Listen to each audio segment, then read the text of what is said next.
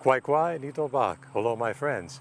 My name is Joe Bruchac. I'm a writer and a storyteller, and much of the work that I do often draws on my own background as a person of American Indian ancestry. My family on my mom's side is connected to the Abenaki Nation, the people of the Northeast, an Algonquin-speaking people.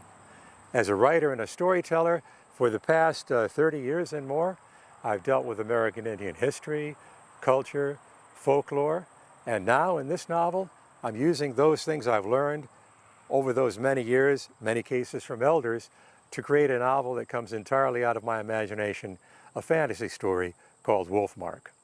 I think one big difference about Wolfmark is that it's done from an American Indian point of view, which means when you talk about something like a werewolf, it's not the standard Lon Chaney or American Werewolf in London kind of werewolf. It's something that really ties into traditional American Indian culture, where the wolf is not a figure of fear, but is actually seen as a brother, in many cases a totem animal or a guardian spirit.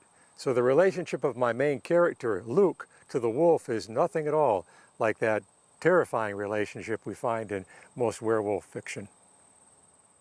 I think another thing too that's a little different about Wolfmark, that's a little bit under the surface, is that it's a very literary novel.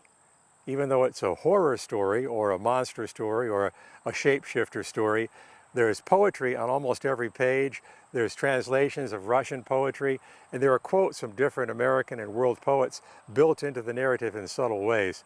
So I think that teachers could have fun with this book too, kind of ferreting out those little hidden poetic details that are part of the narrative. One thing I hope people will get out of reading Wolfmark is that everybody has problems. Everybody has issues to deal with, everybody has conflicts to resolve, and everybody at one stage or another is not happy about who they are. My main character, Luke, has got a lot of problems. In fact, I've piled layer after layer of difficulty on top of him. But in the midst of all that, by learning to depend on himself, by learning to have faith in his family, in his culture, the things he's learned, he's able to overcome seemingly insurmountable difficulties.